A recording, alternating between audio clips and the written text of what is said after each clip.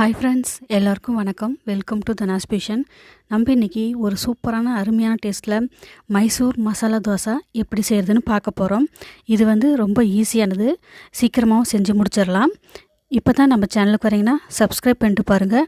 அப்போ தான் நான் போடுற வீடியோ உங்களுக்கு உடனுக்குடனே வரும். இப்போ வாங்க வீடியோக்குள்ளே போய் பார்க்கலாம். இந்த மசாலா தோசை செய்கிறதுக்கு ஃபஸ்ட்டு அரிசி ஒரு கப் அளவுக்கு ஃபஸ்ட்டு எடுத்துக்கோங்க. இட்லி அரிசி எடுத்திருக்கேன் நான். உருட்டு உளுத்தம் பருப்பு 1/4 கப்பு, 1 டேபிள் ஸ்பூன் அளவுக்கு கடலைப்பருப்பு, 1/4 டீஸ்பூன் அளவுக்கு வெந்தயம். இதை நாளையும் ஒரே பாத்திரத்தில் போட்டுட்டு நல்லா 2-3 டைம் நல்லா வாஷ் பண்ணிட்டு நல்லா தண்ணி ஊற்றி வச்சுருங்க. இது ஒரு 4 மணி நேரம் இல்லைன்னா 5 மணி நேரம் நல்லா ஊறட்டும். அதுக்கப்புறம் நம்ம மிக்சியில் இல்லைன்னா கிரைண்டரில் போட்டு அரைச்சிக்கலாம். இப்போ நல்லா ஊறி வந்துருச்சு.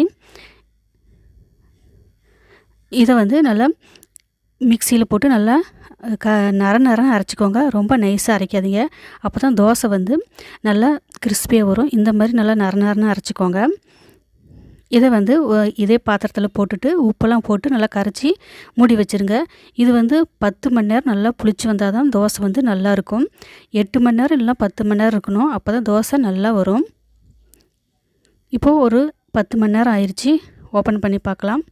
பாருங்கள், மாவு நல்லா புளிச்சு நல்லா வந்திருக்குது. இது இப்போ தண்ணி எந்த அளவுக்கு தேவையோ பார்த்துட்டு ஊற்றி நல்லா கலந்து விட்டுக்கோங்க. ரொம்ப கெட்டியாகவும் இருக்கக்கூடாது, ரொம்ப தண்ணியாகவும் இருக்கக்கூடாது. அந்த மாதிரி நல்லா கரைச்சி வச்சுக்கோங்க. இப்போது இந்த தோசைக்கு ஃபஸ்ட்டு ஒரு சட்னி ரெடி பண்ணிக்கலாம். ஃபஸ்ட்டு ஒரு ஸ்டவ் ஆன் பண்ணிவிட்டு ஒரு கடாயை வச்சுக்கோங்க. அதில் எண்ணெய் 1 டேபிள் ஸ்பூன் விட்டுக்கோங்க. இது கூட பெரிய வெங்காயம் ஒரு மீடியம் சைஸ் வெங்காயத்தை போட்டுக்கோங்க. உங்கள்கிட்ட சின்ன வெங்காயம் இருந்தால் அதை கூட போட்டுக்கோங்க, அதுவும் நல்லா தான் இருக்கும். பூண்டு ஒரு 7 பல், காரத்துக்கு வரமிளகா 6 பல் போட்டிருக்கேன். நீங்கள் உங்கள் காரத்தை தகுந்த மாதிரி பார்த்து சேர்த்திக்கோங்க. இது எல்லாமே நல்லா வதங்கி வரணும். இந்த வெங்காயம் எல்லாமே இந்த மாதிரி பொன்னிறமாக மாறி வந்ததுக்கப்புறமா இது கூட சின்ன நெல்லிக்காய் அளவு புளியை சேர்த்திட்டு தேவையான உப்பையும் சேர்த்திட்டு நல்லா கலந்து விட்டுருங்க. இப்போது நல்லா கலந்து விட்டுட்டு ஸ்டவ் ஆஃப் பண்ணிவிட்டு இதை தனியாக எடுத்து வச்சுருங்க. இந்த சட்னி இப்போ நல்லா ஆறுனதுக்கப்புறம் நல்லா அரைச்சிக்கலாம். அடுத்ததாக இப்போது இந்த தோசைக்கு தேவையான மசாலா ரெடி பண்ணலாம். இப்போ ஒரு கடாயை வச்சுக்கோங்க. எண்ணெய் 1 டேபிள் ஸ்பூன், பெருங்காயம், கட்டி பெருங்காயம், கடுகு இதெல்லாம் பொரிஞ்சதுக்கப்புறம் உளுத்தம்பருப்பு, கடலைப்பருப்பு 1 டேபிள் ஸ்பூன். இதுவும் நல்லா பொரிஞ்சு வந்ததுக்கப்புறமா இது கூட அடுத்ததாக இஞ்சி ஒரு 1/4 டீஸ்பூன் அளவுக்கு நல்லா பொடியாக நறுக்கிறத சேர்த்திக்கோங்க. இது எல்லாமே நல்லா வரட்டும். அடுத்ததாக சின்ன சைஸ் அளவு பெரிய வெங்காயம் கட் பண்ணிவிட்டு சேர்த்திக்கோங்க.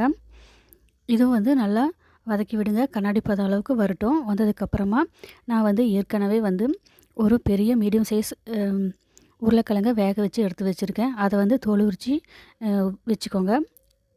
இப்போ உப்பு, மஞ்சத்தூள் கொஞ்சம் சேர்த்திட்டு காரத்துக்கு பச்சை மிளகா சேர்த்திக்கோங்க. ஒரு பச்சை மிளகா மட்டும் சேர்த்திக்கோங்க. கூடவே இப்போ நம்ம உருளைக்கிழங்கையும் சேர்த்திடலாம். சேர்த்திட்டு இது எல்லாத்தையும் நல்லா கலந்து விடுங்க. இது எல்லாமே நல்லா மிக்ஸ் ஆகிற அளவுக்கு கலந்து விட்டுருங்க. கலந்து விட்டுட்டு இப்போ ஸ்டவ் ஆஃப் பண்ணிவிட்டு நறுக்கிய கொத்தமல்லி தூவிட்டு இப்போ இதை வேற ஒரு பிளேட்டில் எடுத்து வச்சுருங்க. அவ்வளோதான். இப்போ நான் இந்த தோசைக்கு மசாலா சட்னியெல்லாம் ரெடி. இப்போ நம்ம தோசை சுட ஆரம்பிச்சிடலாம்.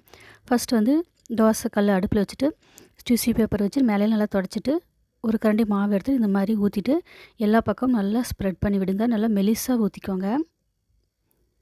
அடுப்பு மீடியம் ஃப்ளேம்லேயே வச்சு சுடுங்க. இது எல்லாத்தையும் நல்லா ஸ்ப்ரெட் பண்ணி விட்டுட்டு எண்ணெய் கொஞ்சமாக விட்டுக்கோங்க. இப்போ தோசை கரண்டிலேயே இந்த மாதிரி நல்லா தடவி கொடுங்க. அப்போ கிறிஸ்பியாக நல்லா வெந்து வரும். இப்படி நல்லா தடவி விட்டுட்டு மேலே நம்ம செஞ்சு வச்சுக்க சட்னியை நல்லா ஸ்ப்ரெட் பண்ணி விட்டுருங்க.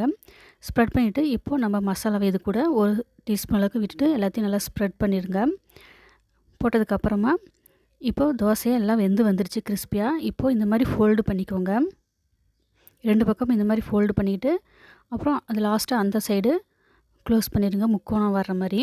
அவ்வளோதான், நம்மளுடைய மைசூர் மசாலா தோசை சூப்பராக இப்போ ரெடி ஆயிடுச்சு. இப்போது பிளேட்டில் சர்வ் பண்ணலாம். நான் இன்றைக்கி கொத்தமல்லி சட்னி செஞ்சுருக்கேன், அது கூட சர்வ் பண்ணுறேன். அப்புறம் சாம்பாரும் வச்சுருக்கேன். சூப்பராக இப்போ நம்மளுக்கு மசாலா தோசை ரெடி ஆயிடுச்சு. வாங்க எப்படி டேஸ்ட்டு இருக்குதுன்னு அப்படின்னு பார்க்கலாம். இப்படி எடுத்து சாப்பிடுங்க, சூப்பராக இருக்கும். நாளைக்கு இன்னொரு சூப்பரான வீடியோவில் பார்க்கலாம். தேங்க்யூ ஃபார் வாட்சிங்.